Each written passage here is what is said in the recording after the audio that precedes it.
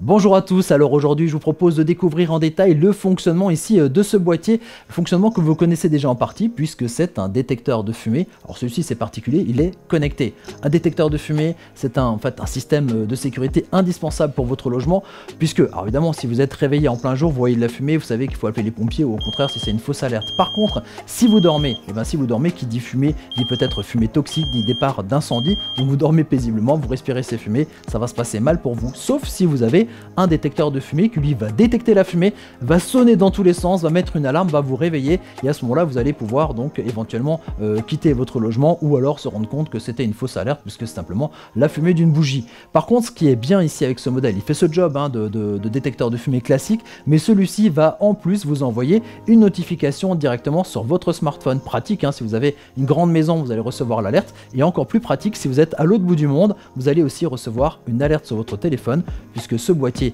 va envoyer son signal jusqu'à votre box internet et la box jusqu'à votre téléphone. Voilà, ça c'est en résumé un petit peu ce que je vais vous expliquer dans la suite de cette vidéo. Alors comment ça fonctionne exactement, quelles sont les petites astuces aussi pour placer son détecteur de fumée, et puis voilà, bref, tout le fonctionnement, tous les secrets ici de ce détecteur de fumée, et bien ça je vous les donne dans la suite de cette vidéo. Alors pour ce détecteur de fumée, il y a des choses classiques, d'autres qui le sont un petit peu moins. Dans les choses classiques, bon déjà c'est la forme un petit peu d'un détecteur de fumée. Sur le côté il y a des petits trous pour bien laisser passer la fumée pour atteindre le capteur qui lui à ce moment-là va se déclencher. Il va déclencher quoi? Une alarme de 85 décibels. Je vous assure que ça débouche bien les oreilles. Tout à l'heure on va faire notre test. D'ailleurs pour tester si les batteries sont en fait encore en fonctionnement, s'il y a assez de batterie, vous avez toujours à l'avant ici un petit bouton de test. Et toujours sur les détecteurs de fumée généralement il y a un système, un support. Donc là je vais pouvoir tac l'enlever. Donc là vous avez la partie du détecteur de fumée avec la pile que vous retrouvez ici. C'est une pile CR123A qui a une autonomie jusqu'à 2 ans. Donc ça c'est pas mal du tout. Ensuite vous avez ici la platine que vous allez pouvoir fixer au plafond. Je vous donne les astuces tout à l'heure. Mais pour fixer au plafond, soit à l'aide d'un patch autocollant, quand on n'est pas forcément chez soi, qu'on n'a pas envie de percer les murs, ou alors ici avec les petites vis et les petites chevilles pour pouvoir fixer tout ça. Bon voilà, tout ça c'est assez classique. Mais au fait, où on doit exactement fixer notre détecteur de fumée? Comme je vous l'ai dit, c'est obligatoire d'en avoir au moins un. Alors par défaut, on s'est dit tiens ouais mais je vais peut-être le placer dans la cuisine. En fait c'est la plus mauvaise idée qu'il faut avoir puisque simplement si vous le placez près de la cuisinière, vous allez une fois cuisiner quelque chose qui va faire un peu de fumée, votre détecteur va se mettre en marche, ça va sonner dans tous les sens, bref voilà, ça sera pas pratique du tout. Si on en a que un à placer, le meilleur endroit pour le mettre c'est dans le couloir à proximité des chambres. Et oui, pensez quand vous dormez en fait, c'est quand la fumée va atteindre les chambres que ça commence à être dangereux, qu'à ce moment-là, effectivement il faut que ça vous réveille. Donc si on en a qu'un, c'est dans le couloir à proximité des chambres. Évidemment, on peut en placer plusieurs des détecteurs de fumée, on peut le mettre dans toutes les pièces, voilà, les séjours, des choses comme ça.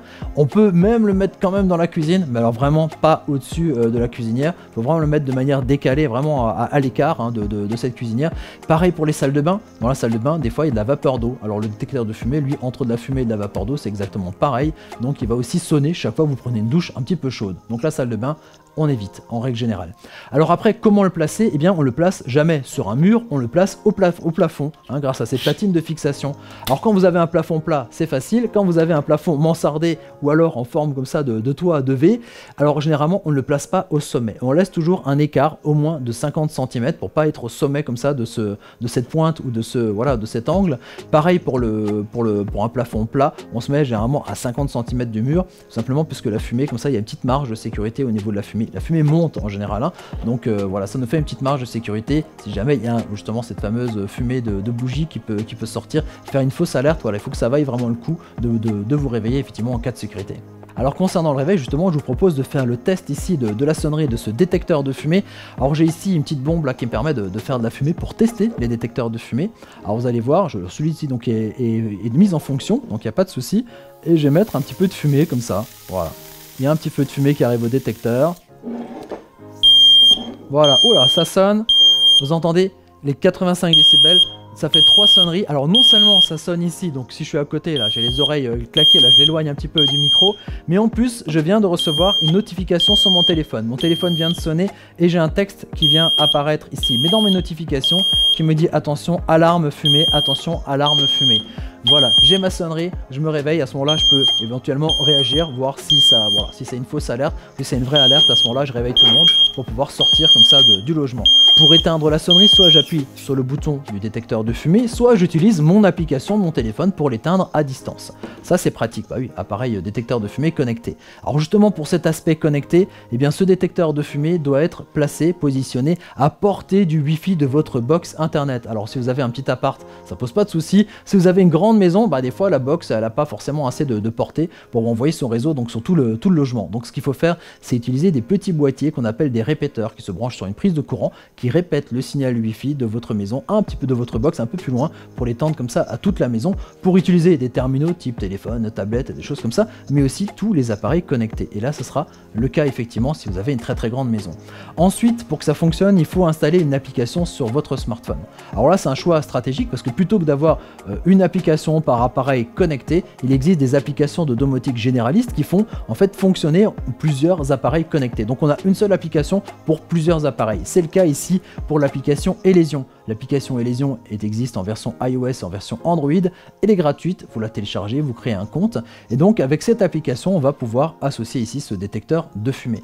Alors ça se passe comment? Tout simplement, il faut que votre Wi-Fi soit allumé, que ça soit en mode d'association, donc on reste appuyé une dizaine de secondes là sur le bouton du milieu, ça sonne un petit peu des fois au départ, puis après ça va avoir une lumière clignotante, et puis on va ensuite aller donc sur l'application, appuyer sur le petit bouton plus, généralement ça se fait automatiquement, ils se reconnaissent assez rapidement, il suffit de l'ajouter. Si c'est pas le cas, il faut ensuite aller sur la partie capteur, et dans la partie capteur, on retrouve détecteur de fumée ou détecteur de chaleur, et donc on active ça, et ça met à peu près 1 à 2 minutes pour pouvoir associer comme ça l'appareil. Ensuite, on arrive donc à la partie donc de l'application. Donc là, on voit toute la liste des appareils que j'ai en fait installés sur le téléphone et mon détecteur, il est juste en haut. ZX3150, c'est la référence de ce détecteur. Et quand on ouvre effectivement cette partie-là, l'interface donc directe de ce capteur de fumée, eh bien, on voit qu'il n'y a pas grand-chose. C'est pas énorme, c'est juste un capteur finalement. Par contre, il y a des choses quand même bien pratiques, c'est qu'on a le niveau de pile, le niveau de batterie. Donc ça c'est cool parce que plutôt que de faire un test régulièrement, voir si le détecteur fonctionne et si la sonnerie fonctionne, ici on a un visuel sur l'état de la batterie qu'on a dans notre capteur. Autre fonction qui est assez intéressante, c'est ici le bouton en bas, c'est qu'on va retrouver toutes les détections qui ont été faites. Donc chaque fois que ça détecte de la fumée, chaque fois qu'on va arrêter en fait la détection, chaque fois vous allez avoir une notification donc du jour et de l'heure à laquelle ça a été fait.